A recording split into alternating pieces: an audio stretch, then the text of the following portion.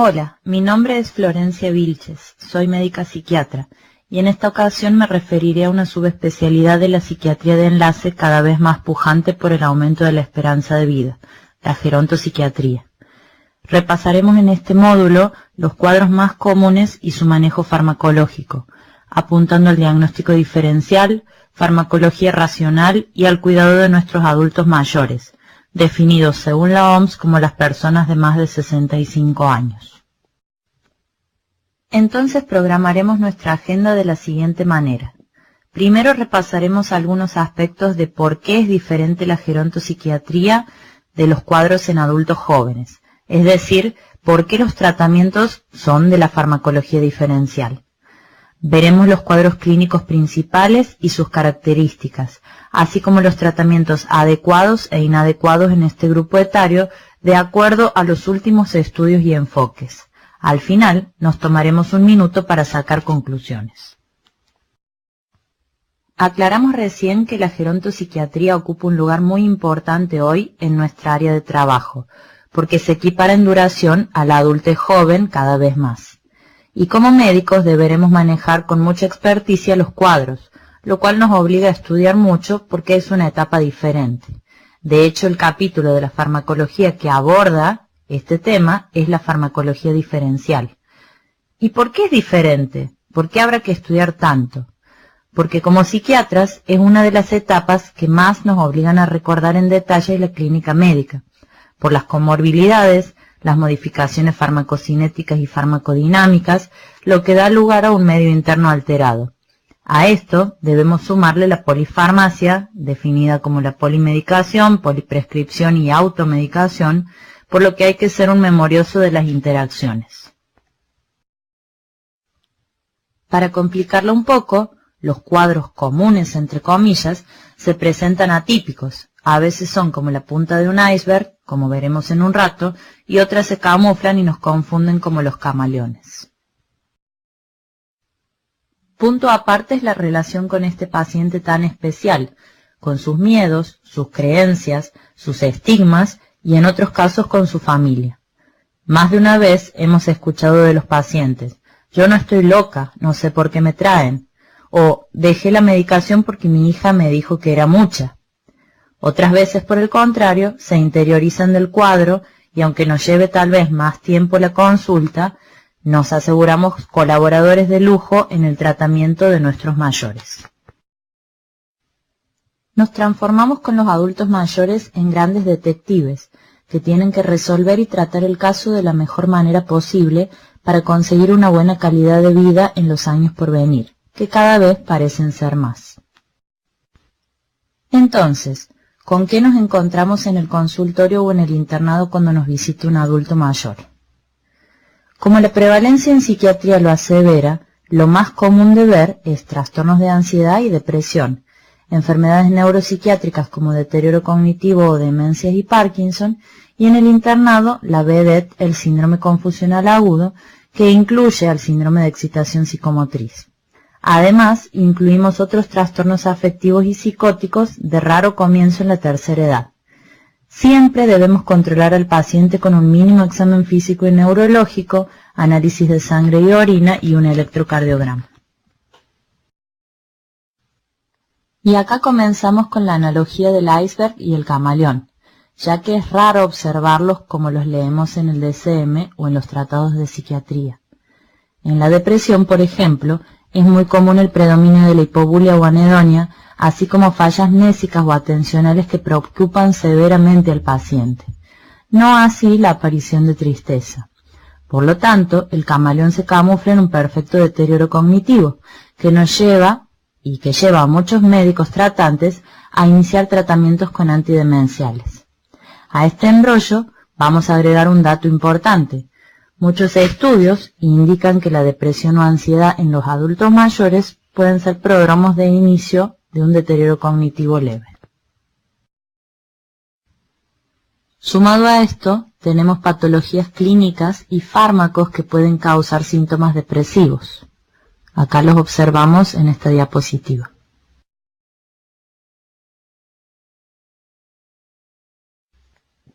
Como verán, son muchos los fármacos que nada tienen que ver con los psicofármacos, con la psiquiatría o la neurología, que causan síntomas depresivos.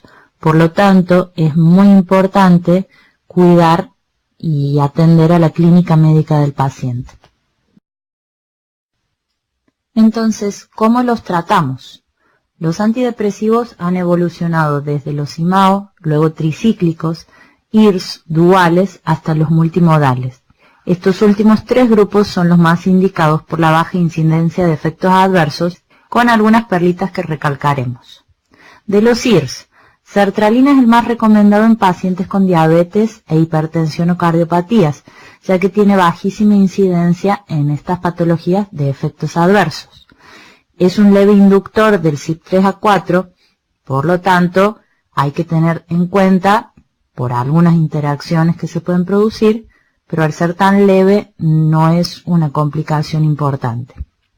Presenta bastante intolerancia a nivel gástrico.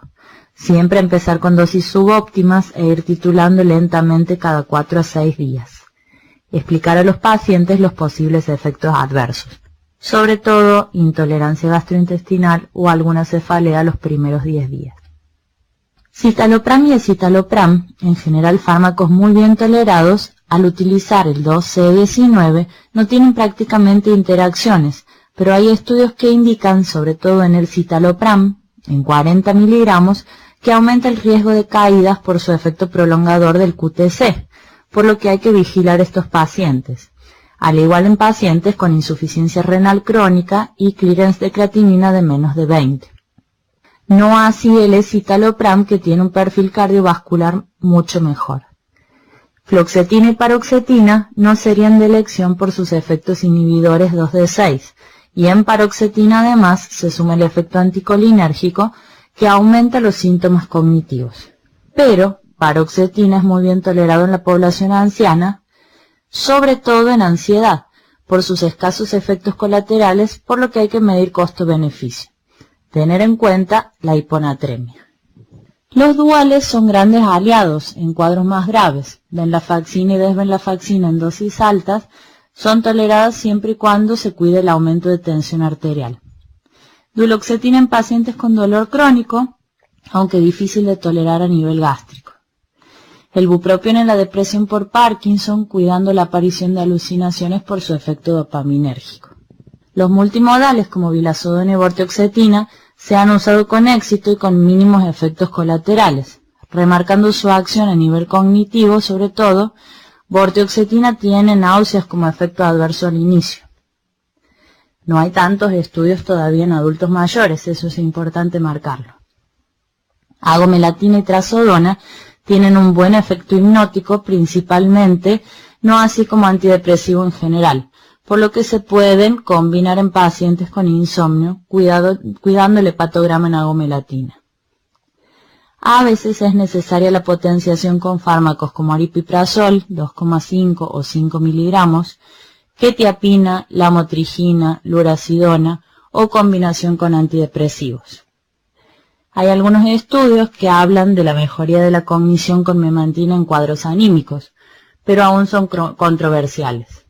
Lógicamente, cuando hablamos de combinación y potenciación, debemos conocer ampliamente las características de los fármacos usados y monitorear de cerca a nuestros pacientes. Con respecto a mirtazapina, que también es un dual, se puede usar en pacientes con dificultades en sueño y con anorexia, con buenos resultados en dosis altas.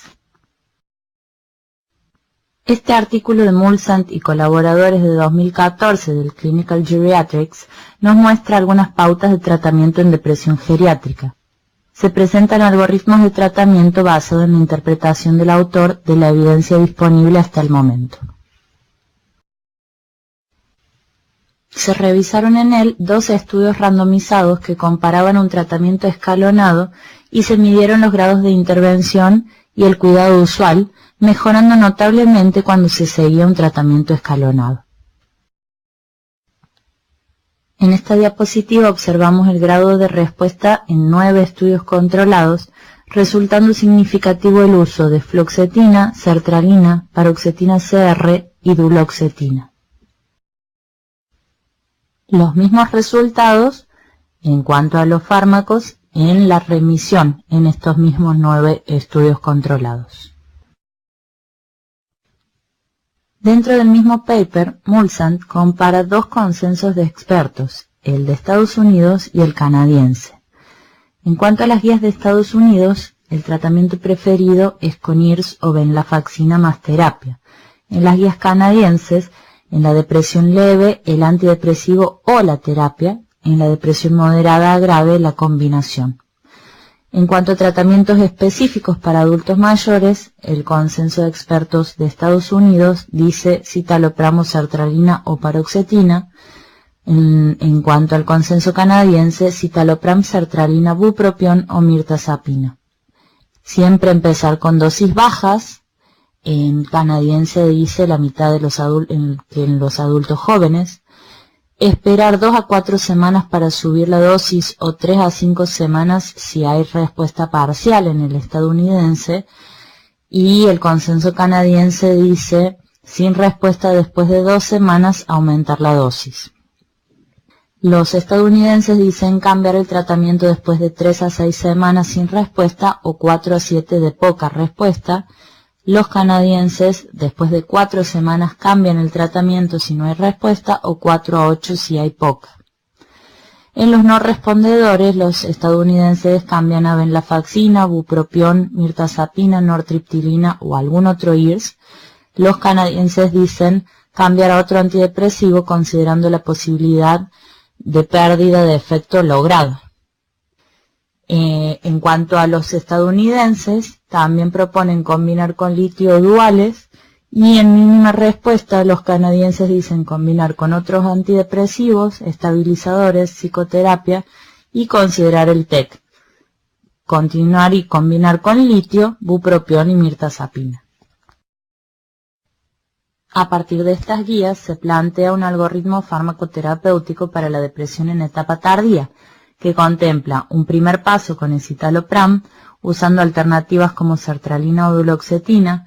En un segundo paso, si no hay respuesta o mínima respuesta, cambiar a duloxetina, venlafaxina o desvenlafaxina, es decir, un dual.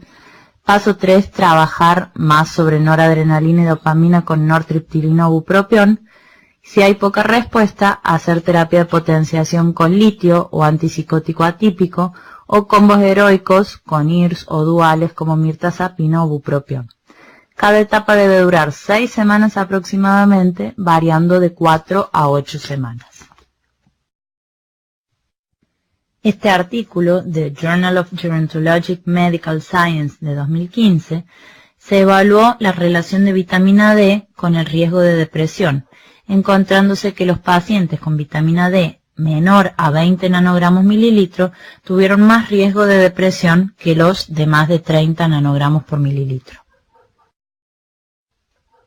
Este artículo publicado en The British Journal of Psychiatry de 2015 compara el tratamiento electroconvulsivo con tratamiento farmacológico y su velocidad de remisión, resultando más rápido el primero.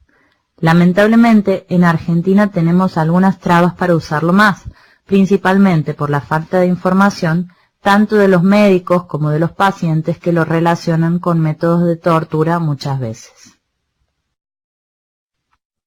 En 2016 se publicó en el Journal of Geriatric Psychiatry un artículo sobre la sintomatología depresiva como prodromo de demencia, en un estudio realizado en Ámsterdam de 3 años de duración.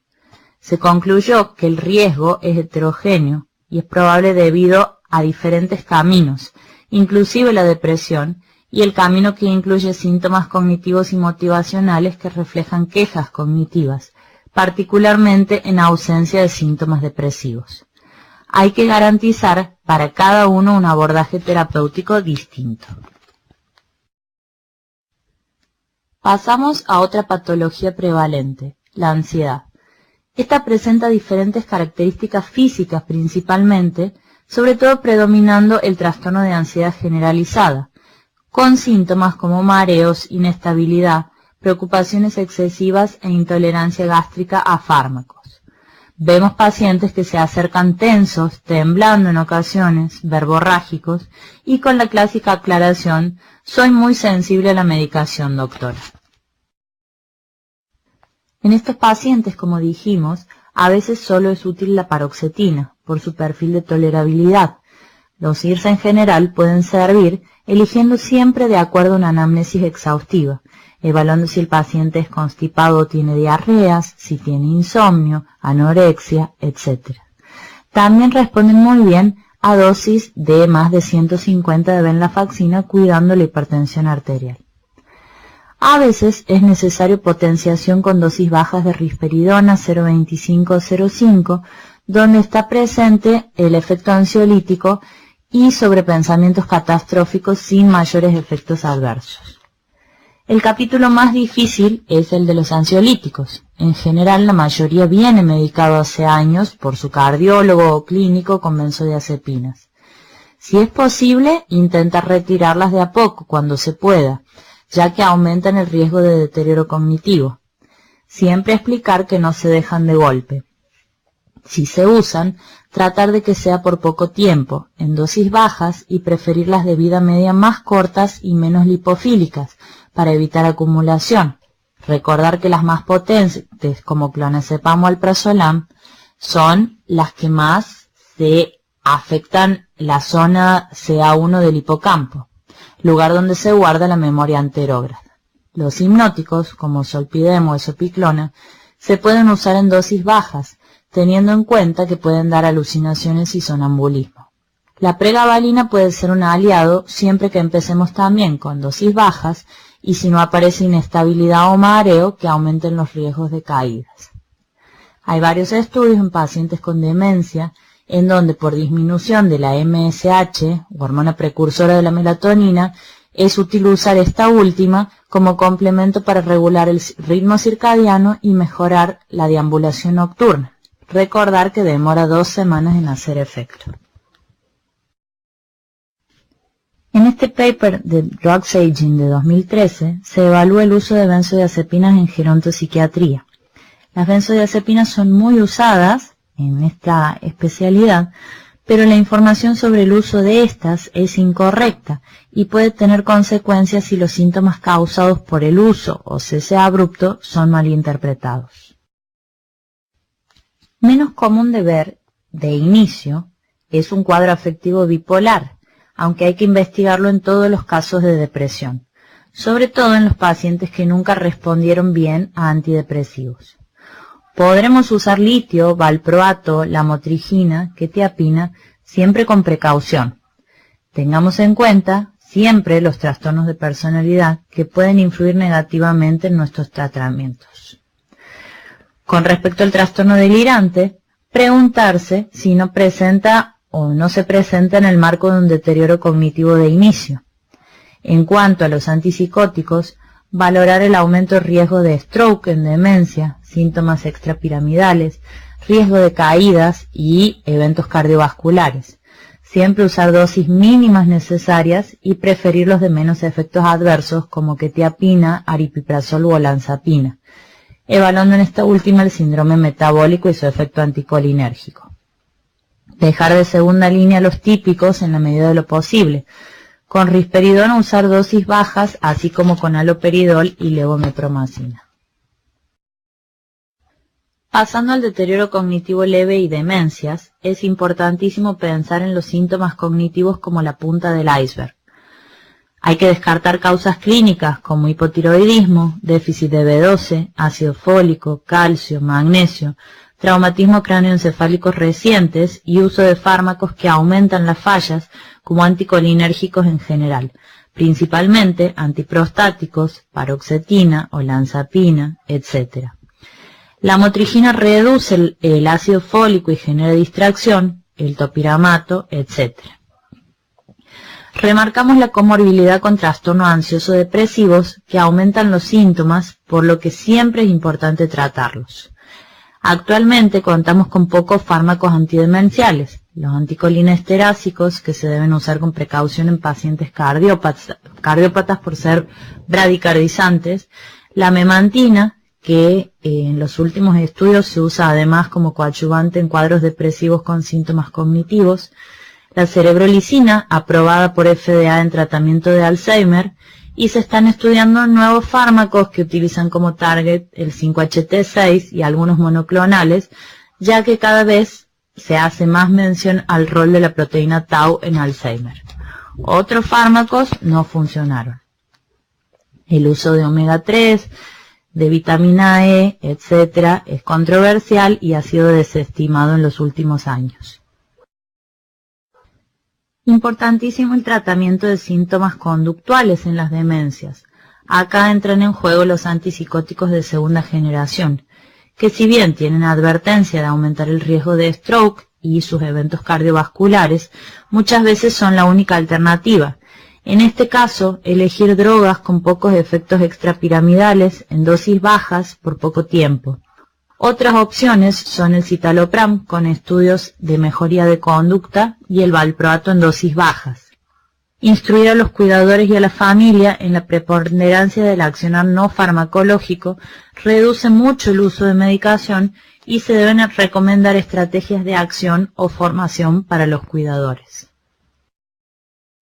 Casos especiales representan enfermedades como Parkinson, en donde hay que tener máxima precaución en los efectos extrapiramidales de los fármacos. Recordemos las 3D del Parkinson: demencia, delusions y depresión. Los IRS pueden aumentar los temblores así como los atípicos, pero son fármacos necesarios muchas veces. Recordar el bupropión en depresión, pero observando posibilidad de alucinaciones por el uso de agonistas dopaminérgicos para el tratamiento de la enfermedad. Además, tener en cuenta que la levodopa es muy lábil a las interacciones, perdiendo muy rápido su potencia terapéutica, por lo que debemos tratar de alejar tomas y conocer detalles farmacocinéticos y dinámicos. En cuanto a demencias por cuerpos de Lewy, recordar la sensibilidad extrema a antipsicóticos que tienen. Preferir quetiapina o olanzapina, pero con mucha precaución. Lo mismo con el uso de antidemenciales, que si bien son la única alternativa disponible, hay que evaluar costo-beneficio de su uso. Considerar el síndrome confusional y su clásico tratamiento de medidas higiénico-dietéticas, como luz, reloj, fotos de familiares, compañía de personas conocidas. Evitar fármacos innecesarios, controlar la abstinencia de fármacos y sobre todo tratar la causa de base. La utilización del esquema haloperidol o risperidona combinado con lorazepam sigue siendo el principal tratamiento farmacológico. Estos son algunos de los fármacos considerados inapropiados para gerontes en las últimas guías austríacas. Además, se generaron criterios Stop y Start para evitar fármacos dañinos potencialmente. En esta publicación se evalúan todos los fármacos, pero vamos a hacer hincapié en los psicofármacos. Recordar que los neurolépticos pueden dar confusión, hipotensión, síntomas extrapiramidales, propensión a las caídas, por lo que se recomienda evitar su utilización. En cuanto a opioides, también utilizarlos con precaución en esta población, pueden aumentar la confusión, estreñimiento, caídas, etc. Hay que tratar de evitar la utilización de fármacos con efecto anticolinérgico, por ejemplo algunos antidepresivos tricíclicos, antiparkinsonianos, biperideno y algunos antipsicóticos. Cuidado con hiponatremia en IRS en pacientes predispuestos. Recordar el glaucoma y los efectos proarrítmicos en tricíclicos, así como el aumento de deterioro cognitivo con su uso. Por supuesto, se debe medir siempre costo-beneficio. Nada es tan malo ni tan bueno, sino adecuado o inadecuado para el paciente en ciertas circunstancias. Por otra parte, en este artículo del European Journal of Clinical Pharmacology de 2015, se revisaron efectos adversos de estos fármacos potencialmente inapropiados en adultos mayores en su cotidianidad, y se concluyó que aunque la prevalencia de efectos adversos y medicación inapropiada es alta en adultos mayores, no pudieron ser identificados medicamentos inapropiados como determinantes de efectos adversos significativos. Aún así, la prescripción debe ser optimizada, especialmente hipnóticos, para mejorar la seguridad. Es sabido el aumento de consumo de alcohol como automedicación en pacientes depresivos y ansiosos, sobre todo adultos mayores, que, como dijimos previamente, la depresión se camufla en otros síntomas de otro tipo y además son reacios a la consulta psiquiátrica por los prejuicios, como veíamos al principio.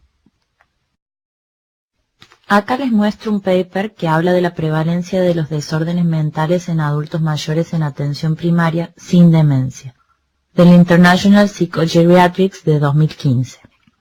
Se realizó una encuesta en 77 centros de España, 1.192 pacientes, mediante el MINI y otras entrevistas estructuradas. Los resultados mostraron que cerca del 20% presentaron trastornos en los últimos 12 meses, principalmente ansiedad, 10%, ánimo 7%, mayor percepción del estrés y problemas de salud en la población femenina.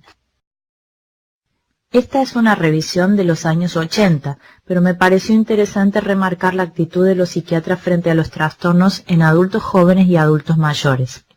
En ese estudio se vio que se le daba menos importancia a los síntomas de la segunda población en relación a los mismos en la primera, ni a hablar de utilizar recursos no farmacológicos como psicoterapia. Estas actitudes son inadmisibles en nuestra sociedad actual. Por último y para concluir, repasar algo que todos saben. Tenemos que evaluar la real necesidad de la indicación farmacológica en los adultos mayores. Tener una buena relación médico-paciente y familia. Asegurarse que el paciente haya entendido las indicaciones o contar con un familiar que nos pueda ayudar con esto. Asegurarse de revisar contraindicaciones e interacciones.